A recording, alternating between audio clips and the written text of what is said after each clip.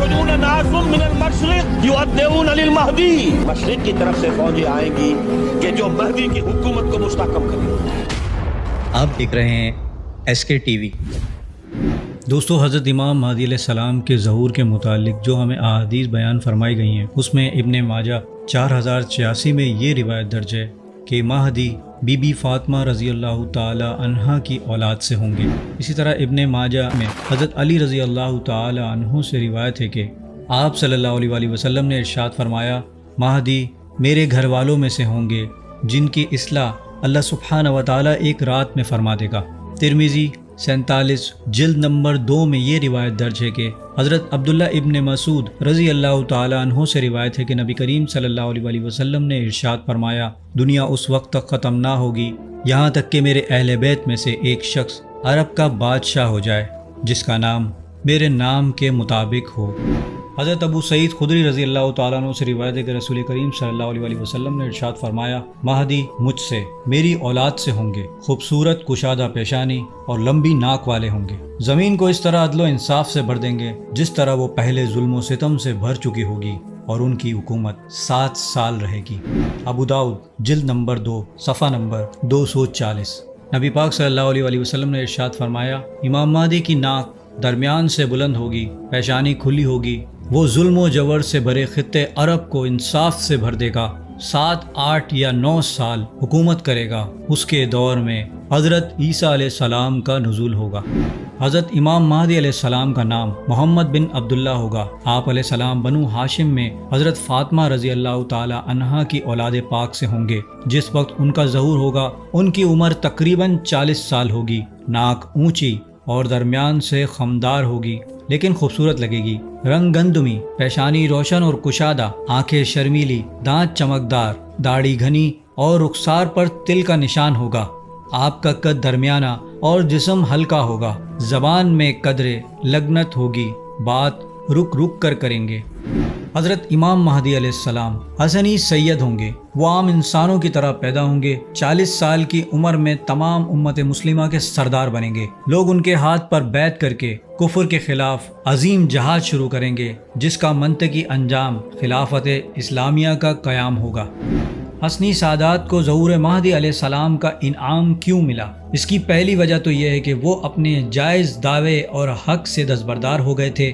جب نواسہ رسول صلی اللہ علیہ وآلہ وسلم نے عظیم ایثار کا مظاہرہ کرتے ہوئے خلافت سے دستبرداری اختیار کر لی اور محض مسلمانوں میں اتفاق اور صلح کے خاطر اپنا یہ حق چھوڑ دیا تھا، اس کے بدلے میں آخری زمانے میں جب امت کو اتفاق و اتحاد کی ضرورت ہوگی تو اللہ سبحانہ و تعالیٰ انہی کی اولاد میں سے ایک مجاہد لیڈر عالمی سطح پر خلافت کے لیے منتخب کرے گا، کیونکہ اللہ سبحانہ و تعالیٰ کا قانون ہے کہ جو شخص اللہ سبحانہ و تعالیٰ کی رضا کے خاطر کوئی چیز چھوڑ دے تو اللہ سبحانہ و تعالیٰ اس کو یا اس کی اولاد کو اس سے بہتر چیز عطا فرماتا ہے۔ چنانچہ محدود علاقے میں خلافت چھوڑنے کے بدلے میں حضرت حسن علیہ السلام کی اولاد کو عالمی خلافت کا انعام ملے گا۔ اسی لیے حضرت امام مہدی علیہ السلام کے حسنی ہونے کی وجہ سے علماء نے یہ لکھا ہے کہ جس طرح حضرت اسحاق علیہ السلام کی اولاد سے بہت سے نبی آئے ہیں، لیکن حضرت اسماعیل علیہ السلام کی اولاد سے اللہ سبحانہ و تعالیٰ نے صرف ایک نبی بھیجا جو خاتم الانبیاء حضرت محمد مصطفیٰ صلی اللہ علیہ وآلہ وسلم ہیں۔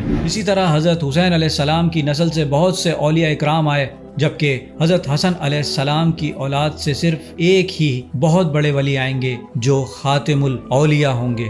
سبحان اللہ۔ آپ علیہ السلام کا لقب مہدی ہوگا اس لیے کہ اللہ سبحانہ و تعالی حق کی طرف ان کی رہنمائی فرمائے گا۔ ظہور مہدی علیہ السلام کب ہوگا؟ ہم مہدی علیہ السلام کی آمد کے انتظار میں دن گزار رہے ہیں جو کہ ہر مجدون کے مشہور و معروف اور جلد ہونے والی حتمی جنگ کے بعد ہوگا۔ اس بارے میں چند احادیث درج ذیل ہیں۔ اہل روم ان قریب امن کے غرض سے تمہارے ساتھ صلح کریں گے، پھر تم مل کر کسی دشمن پر حملہ کرو گے، تمہیں کامیابی ہوگی، مال غنیمت ملے گا، پھر تم صحیح سلامت لوٹ جاؤ گے، پھر تمہارا پڑاؤ اونچے اونچے ٹیلوں والے چراگاہ پر ہوگا۔ اہل صلیب میں سے ایک آدمی صلیب اٹھا کر کہے گا، صلیب غالب آ گئی۔ ایک مسلمان غصے میں کھڑا ہو کر اسے دھکا دے گا۔ اس وقت اہل روم صلح توڑ دیں گے اور ایک خون ریز معرکہ کے لیے اکٹھے ہوں گے۔ وہ 80 جھنڈے لے کر آئیں گے، ہر جھنڈے کے نیچے 12,000 کی فوج ہوگی۔ يا أهل العرب يا عرب يا كل الدول نامي يا الخلايا النامي اصحوا حالكم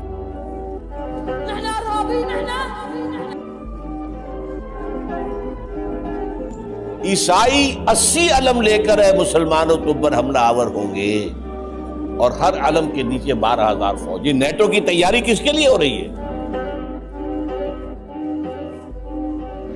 یہ اپنی سی چالیں چل رہے ہیں، اللہ بھی اپنی چالیں چلے گا، اور اللہ سے بہتر چال کس کی ہوگی؟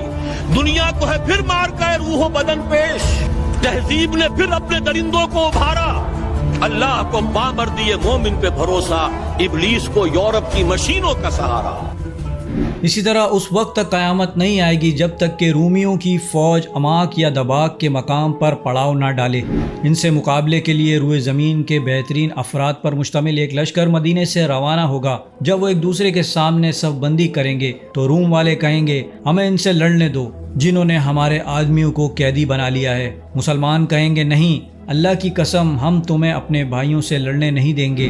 جب امام مہدی علیہ السلام اور ان کے ساتھی شام آئیں گے تو دجال کا خروج ہوگا۔ ابھی وہ صفیں درست کر کے لڑنے کے لیے تیاری کر رہے ہوں گے کہ نماز کھڑی ہو جائے گی، اس وقت عیسیٰ علیہ السلام کا نزول ہوگا۔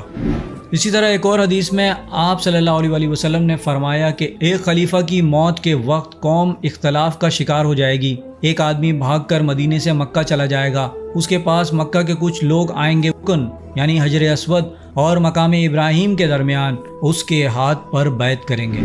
اسی طرح ایک اور حدیث میں روایت ہے کہ رسول کریم صلی اللہ علیہ وآلہ وسلم نے ارشاد فرمایا، بڑے خونریز مارکے میں مسلمانوں کا کیمپ غوطہ نامی جگہ پر ہوگا، وہاں دمشق نامی ایک شہر ہوگا جو ان دنوں مسلمانوں کے لیے بہترین منزل ثابت ہوگا۔ دوستو، احادیث مبارکہ پر غور و فکر کریں تو یہ بات واضح ہوتی ہے کہ عالمی اتحادی جنگ ہوگی جس میں ہم اہل روم، امریکہ اور یورپی یونین کے حلیف ہوں گے، مشترکہ دشمنوں کے خلاف لڑیں گے۔ ہو سکتا ہے یہ دشمن کمیونسٹ ہو یا کوئی اور، تاہم کامیابی ہماری ہوگی۔ اللہ سبحانہ و تعالیٰ سے دعا ہے کہ ہمیں یہود و نصارہ کے مکر و فریب سے محفوظ فرمائے اور امت مسلمہ کی حفاظت فرمائے، آمین۔ دوستو، امید کرتا ہوں میری ویڈیو سے آپ کی معلومات میں اضافہ ہوا ہوگا اور کچھ نیا جاننے کو ملا ہوگا۔ اگر میری ویڈیو آپ کو اچھی لگی ہے تو میری ویڈیو کو لائک کریں، میرے چینل کو سبسکرائب کر لیجئے اور بیل آئیکن پہ بھی کلک کر دیں۔ اب میں ملوں گا آپ کو ایک ایسی انفارمیٹیو ویڈیو کے ساتھ، تب تک کے لیے اللہ حافظ۔